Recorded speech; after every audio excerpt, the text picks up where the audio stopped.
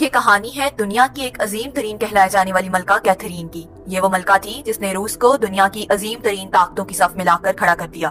جہاں ملکہ کو اس کی اچھائی اور عقل مندی کی وجہ سے جانا جاتا ہے، وہیں اس ملکہ کے کچھ ایسے تاریخی راز بھی موجود ہیں جو صدیوں سے اس ملکہ کی بدنامی کا باعث بنے ہوئے ہیں، اور انہی رازوں کی وجہ سے لوگ اسے جانتے اور پہچانتے ہیں۔ یہ راز اس ملکہ کی ذاتی زندگی، اس کی عیاشیوں کے حوالے سے ہیں۔ آج کی اس ویڈیو میں ہم نہ صرف اس ملکہ کی عیاش پرست زندگی کے بارے میں روشناس کروائیں گے، بلکہ اس کے ساتھ ساتھ یہ بھی بتائیں گے کہ کس طرح یہ ملکہ ایک گھوڑے کے ساتھ بدفعلی کرتے ہوئے موت کا شکار ہو گئی۔ ناظرین، عام طور پر اگر تاریخ پر نظر دوڑائی جاتی ہے تو ہمیں بادشاہوں کی عیاشیوں، ان کی کثیر تعداد میں بیویوں اور کنیزوں کے بارے میں واقعات ملتے ہیں، لیکن اس ملکہ کی زندگی کو ان بادشاہوں سے زیادہ عیاشیوں سے بھری تھی، اور اس ملکہ کی زندگی میں اس کے عاشقوں کی فہرست بھی ان بادشاہوں کی محبوباؤں سے لمبی تھی۔ اور یہ بات حیرت انگیز تھی کہ اس کے عاشقوں کی تحویل فہرست میں نہ صرف انسان بلکہ جانور بھی شامل تھے۔ اس ملکہ کو تاریخ میں کیتھرین دی گریٹ یا کیتھرین II کے نام سے جانا جاتا ہے، جس نے روس میں 1762 سے لے کر 1796 یعنی 30 سال حکومت کی۔ یہ روس میں کسی بھی عورت کا سب سے بڑا دور حکومت ہے۔ انہی 30 سالوں میں اس ملکہ نے روس کو پسماندہ ریاستوں سے نکال کر ایک ابھرتی ہوئی قوت میں تبدیل کر دیا، جو آج تک دنیا کی ایک بڑی طاقت تسلیم کی جاتی ہے۔ اس ملکہ کا اصل نام پرنسس صوفی تھا، جو یورپ کی ایک ریاست ہالینڈ میں پیدا ہوئی۔ ویسے تو اس ملکہ کا تعلق ایک شاہی خاندان سے تھا، مگر اس کے گھر کے مالی حالات کچھ زیادہ بہتر نہ تھے، لیکن قدرت کو کچھ اور ہی منظور تھا۔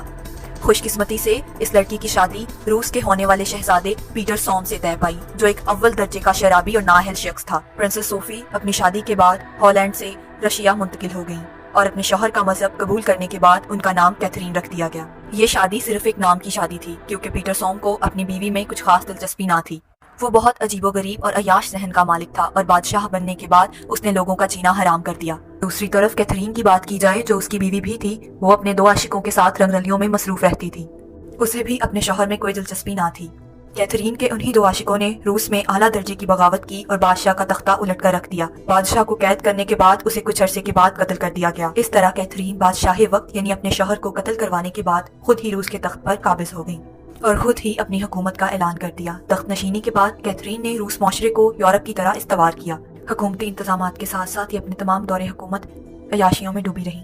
آئے دن نئے نئے عاشق بناتی اور اپنا مال و دولت انعام و کرام ان پر لٹاتی رہتی، یہاں تک کہ اس نے روس میں اپنے کئی عاشقوں کو عالیشان گھر بنوا کر دیے، تاکہ وہ جہاں بھی جائے اس کی عیاشیوں کا سلسلہ نہ رکے۔ حتیٰ کہ اس نے اپنے ایک عاشق جس کا نام پینی ٹوسٹو تھا، اس کو ہالینڈ کا بادشاہ بھی بنا دیا۔ یہ ملکہ اپنی تمام عمر انہی جنسی خواہشات میں ڈوبی رہی۔ کیتھرین کے محل میں کپڑے، زیورات اور زیر استعمال چیزوں سے اسی بات کی نشاندہی ہوتی ہے کہ یہ عورت کس قدر جنسی خواہشات میں مبتلا تھی۔ ملکہ کے مشہور عاشقوں میں سے ایک ان کا فوجی افسر تھا، جس کے ساتھ ملکہ کے تعلقات اقتدار میں آنے کے بعد قائم ہوئے اور تمام عمر قائم ہی رہے۔ یہ ملکہ کے سب سے قابل اعتبار ساتھیوں میں سے ایک تھا۔ اس شخص کی ذمہ داری یہ تھی کہ ملکہ جس بھی شخص کے ساتھ ہم بستری کرنا چاہتی ہے، اسے اس کے دربار میں لا کر حاضر کرے۔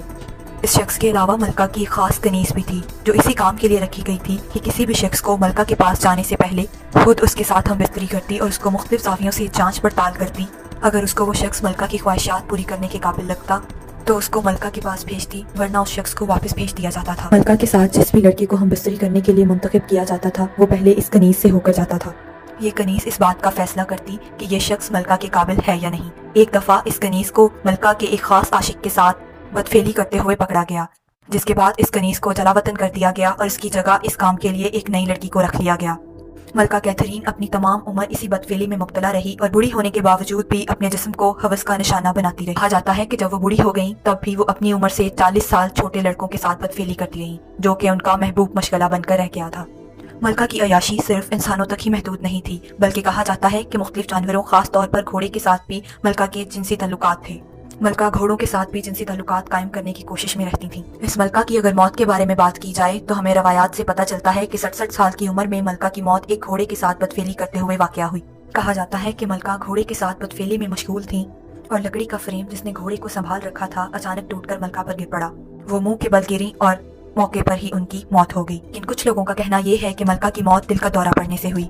حقیقت جو بھی ہو ہم نہیں جانتے، لیکن ملکہ کی زندگی سے اسی بات کا اندازہ لگایا جا سکتا ہے کہ یہ عورت پوری زندگی بدفعلی کا نشہ کرتے کرتے دنیا سے رخصت ہو گئی۔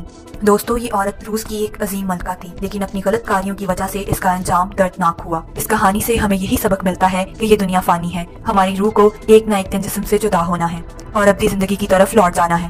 اس لیے اگر انسان اپنی زندگی عیاشیوں کی بجائے نیکوکاریوں میں صرف کرے تو اس کی آخرت کی زندگی دنیا کی زندگی سے کس قدر حسین ہوگی۔ ناظرین، ہم امید کرتے ہیں کہ یہ ویڈیو آپ کو اچھی لگی ہوگی۔ اگر یہ ویڈیو آپ کو اچھی لگی تو اس کو لائک اور شیئر کریں، ہمارے چینل کو سبسکرائب کریں اور مزید اس طرح کی کہانیوں کے لیے ہمارے چینل کو وزٹ کرتے رہیں۔